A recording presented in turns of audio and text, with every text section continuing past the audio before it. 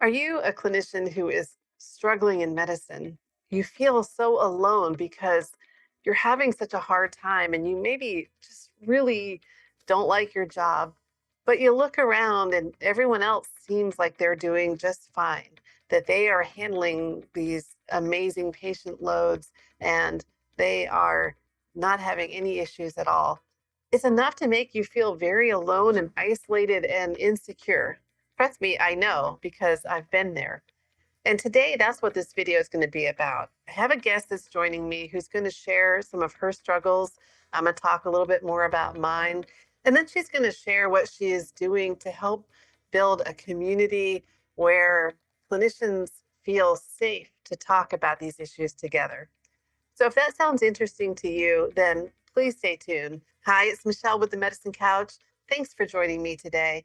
If you like this video and you think it'd be helpful to others, please share it. And also hit that subscribe button down below and hit that bell so you can be notified when I release new videos. Hey everyone, my name is Amy Story. It's nice to see you virtually. I am a physician assistant. I am also a wife and a mom. I have two little kids. And I think currently I am what you call a clinician generalist. Will you explain a little bit your career path from graduating until now? Yeah, absolutely. So I like to just preface the career path of to becoming a PA with the fact that I didn't always know I wanted to be a PA. And so I think that, hopefully will resonate with a lot of people who sometimes see this as, potentially a second career or, just kind of happened into medicine. So in my high school experience, when you're looking to go to college, I had a very well-rounded experience. I was always interested in science, loved kind of putting pieces of the puzzle together, but was also really interested in arts, particularly theater. And so I actually started my college experience as a theater major. Not many PAs I have met has started in the fine arts, but I found myself as a theater major. And while that was a great experience, I ended up having some pretty significant health challenges. I talk about this openly, so no surprises, but I have a personal history of anorexia and eating disorder. I had that throughout middle school and high school, and then it really got bad at my first year of college. And so I ended up dropping out of theater, the theater program I was in, and I had to take some time off to really get better. And I have thankfully been in recovery for many years. But during that period, I really got to take some time to understand who I am and what is it that I like to do, what could I get paid to do, right? And so ended up working for three PAs at a medical office. It was a sports orthopedic office, and I worked for them more in an assistant capacity. And it was great because I got to be taken under their wing and really understand not only the whole infrastructure of medicine, how that what the functionality of people in medicine was, but particularly that of a PA. And so in combination with that, I started taking some classes at my local community college and then eventually applied to a bachelor's, master's, physician assistant program and ended up graduating with high honors and then became a PA. And so, yeah, it was an interesting journey. I like to share that because I know that, it's not always a straightforward path for people. And if you're feeling like you're kind of the outlier, just know you're not alone. Got a comrade in me. Yeah. Me too. I always wanted to be a marine biologist was always my Oh my dream gosh, as me a child. too. So funny. and uh, and I also was in theater in high school. But yeah, my I remember my friend, she was like, I didn't know. Did you always want to, work in medicine or be a PA? And I was like, no. She goes, you mean it's not your calling?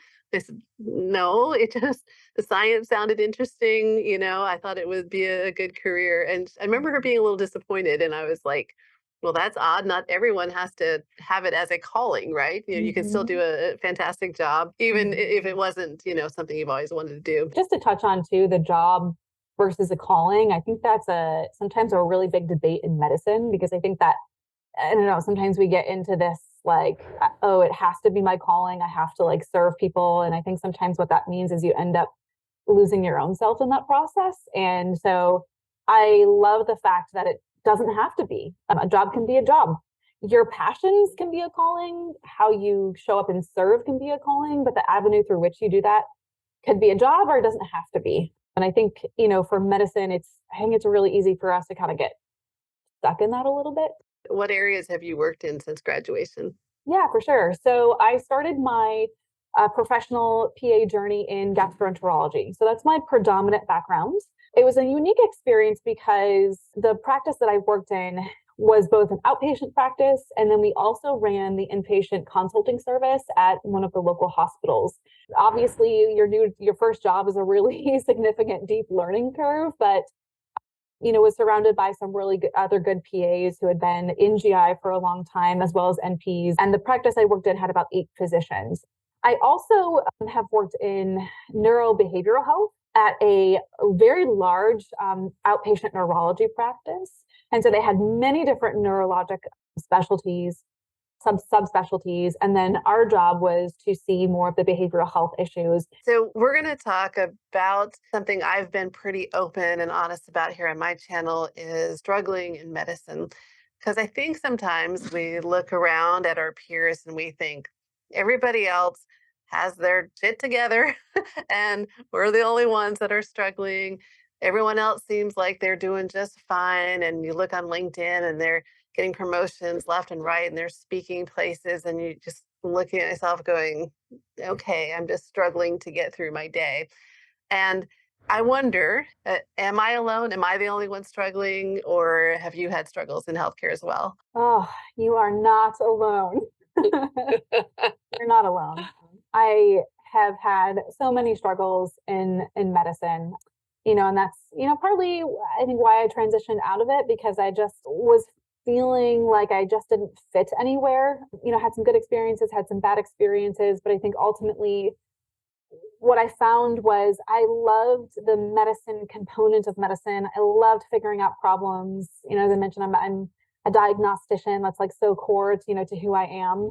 But I could not fit in the system of healthcare. I struggle with like overstimulating environments. I'm a very what's described as a highly sensitive person, and so just the having to see so many patients back to back, having to be in an environment that was noisy and always cold, and just like the way even like my scrubs felt on me, and I was exhausted because I wasn't able to really care for myself.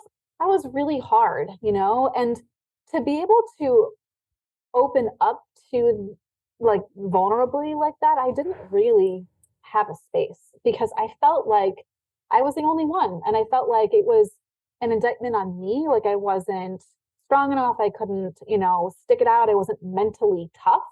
But the reality was, like, the environment wasn't meant for me, and it didn't mean that I was wrong, it just wasn't meant for me. And so 100% are not alone, 100% not alone. I love what you just said about, having someone to talk to about that, because that's the reality, right? Is you certainly can't talk to your patients about, you're struggling. That's not where you go. You can't talk to really MAs, or at least you shouldn't probably talk to your MAs and other support staff about it, because you never know what they're thinking and what they may say to patients as well. So you have to have this persona basically Mhm. with them and with patients. But then you've got your supervising physician. Some people have a great relationship and have that openness and can talk to them and sometimes can get some great mentorships. But I think probably more often than not, that you don't talk to your supervising physician because you're afraid they're going to look at you like you're incompetent and going to be questioning, whether they should keep employing you. And then our peers, I think so often we're afraid of losing face, I think, and we're afraid of people thinking badly of us. So we don't even talk to our peers. So if you can't talk to anybody in that who knows what you're going through, then what do you do? I mean, you can talk to spouses, you can talk to friends, but they don't really understand the struggles because they're not in it, and they half the time say, well, you make good money, so what are you complaining about? Yes. Oh, yeah. Not about money. Sometimes it's just about sanity. Right? So Yeah. my particular struggle, since we're sharing, we're along the same lines. Basically, it's the environment. I say the same thing all the time. I love the practice of medicine. I Mhm. love medicine itself. I love figuring out the puzzle and understanding the science behind it all.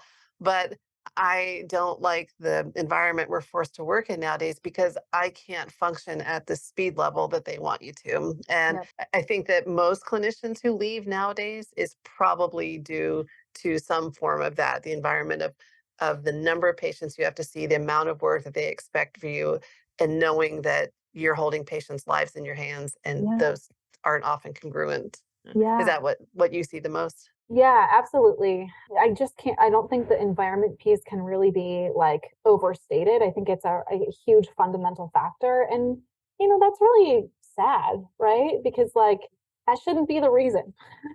Yeah. Shouldn't be the Yeah. reason that we have to leave or like, feel like compelled to leave, but yet, it is. And yeah, I think that was a big factor for me. I think, we are all human, right? And we also go through the full range of human experiences, right? Grief and loss and joy and our own mental health challenges.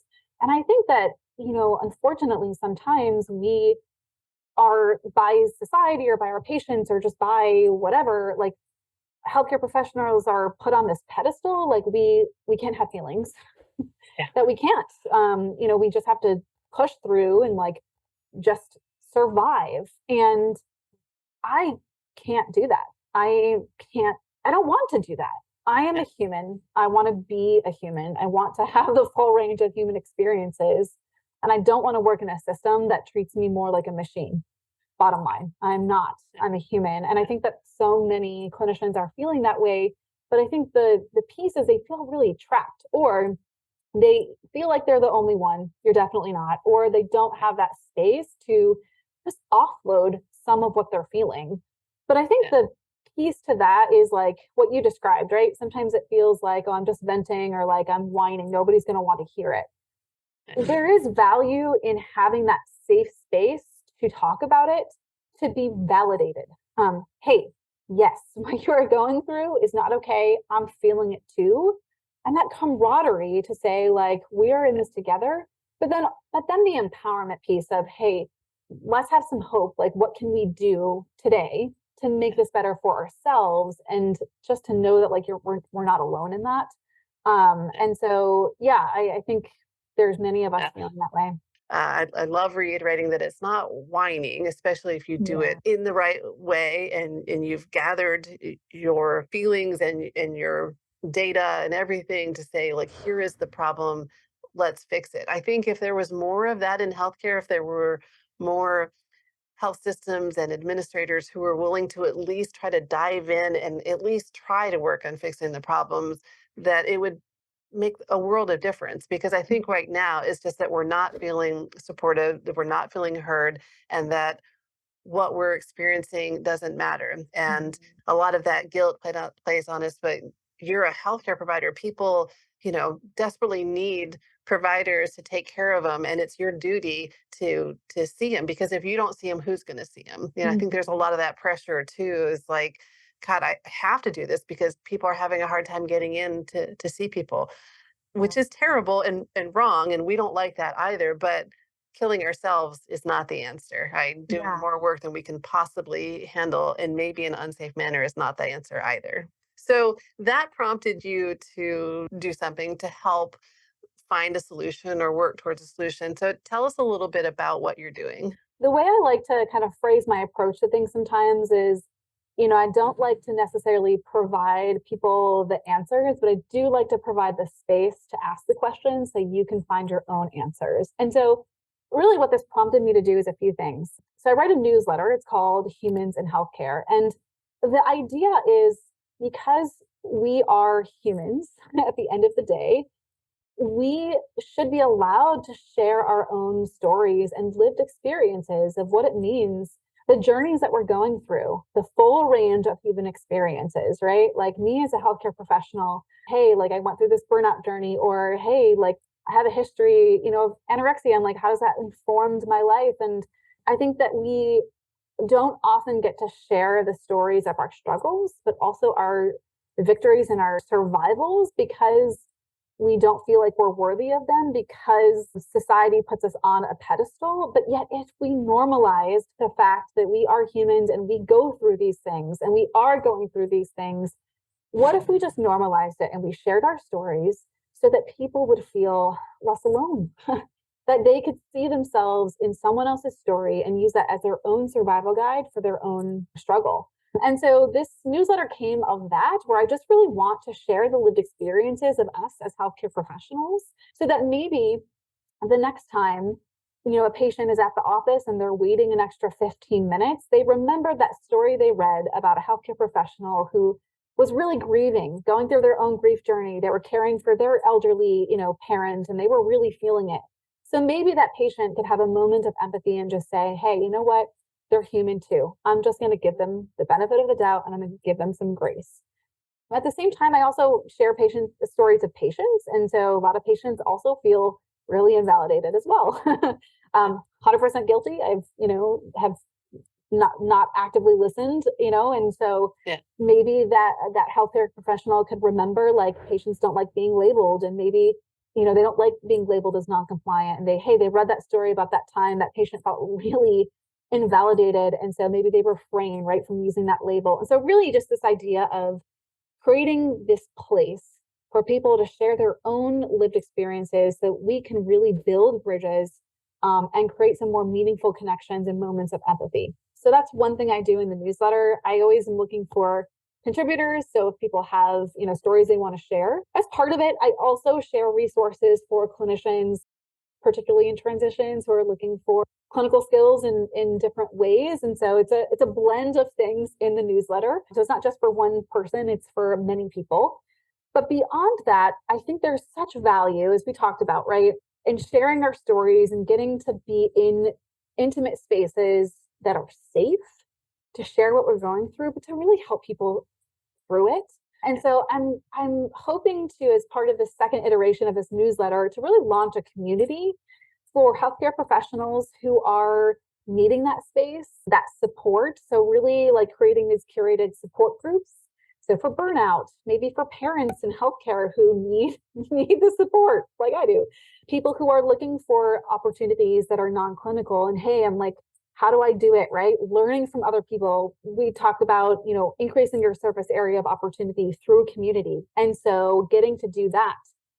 For clinician creators who are looking to share what they're creating, maybe to get users, right? If you've got this built-in audience of clinicians, like, share what you're building. And so it's this kind of like hub for people who are looking for that space. Just they need that space to belong, to feel heard, to feel validated, but then to maybe do something about it too. So it's not just a space where you can come and share, but really to like get support for that next step in your journey too. Yeah, that's really cool. And is this like a physical newsletter or an online newsletter or both? Yeah, it's an online newsletter. So I write it on the platform called Beehive. And so it's delivered to your inbox. Currently it's every Sunday. I may be experimenting with a little bit less and maybe a different day. So don't hold me to that.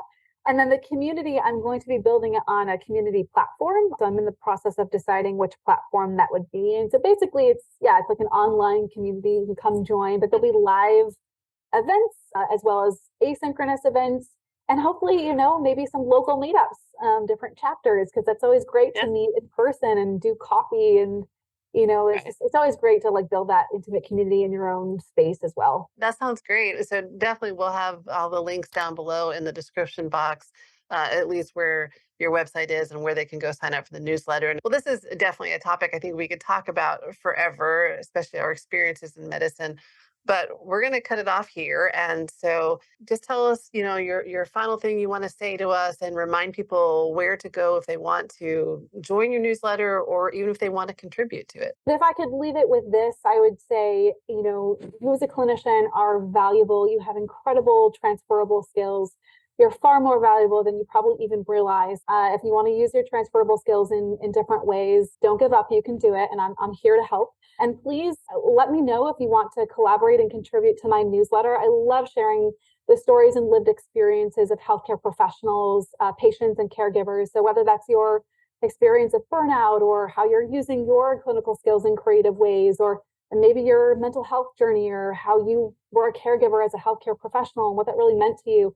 I'd love to share it all. I'd really love to share your story and get it into the world. And then lastly, please do be on the lookout for my community. You can find more information at humansinhealthcare.io, where you can also subscribe to my newsletter. But I hope you do join. It's going to be a really incredible space of sharing our journeys and supporting each other together. So thank you again, Michelle, for having me. It's been a pleasure. Yeah, well, thank you. I really enjoyed it, Amy. This was actually the second part in an interview I had with Amy. In the first part, she talked about how she stepped out of clinical medicine and what she is doing now. And she doesn't just tell us her experiences, she explains how you can translate your clinical skills into business skills and how to reframe your thinking to have that confidence to apply for non clinical jobs. So if you're interested in that, I'll link that video here. And then I'll put a playlist for non-clinical jobs if that's something that you're curious to look into. As always, thanks for joining me. Take care, stay sane, and I'll see you next time on the Medicine Couch. Bye.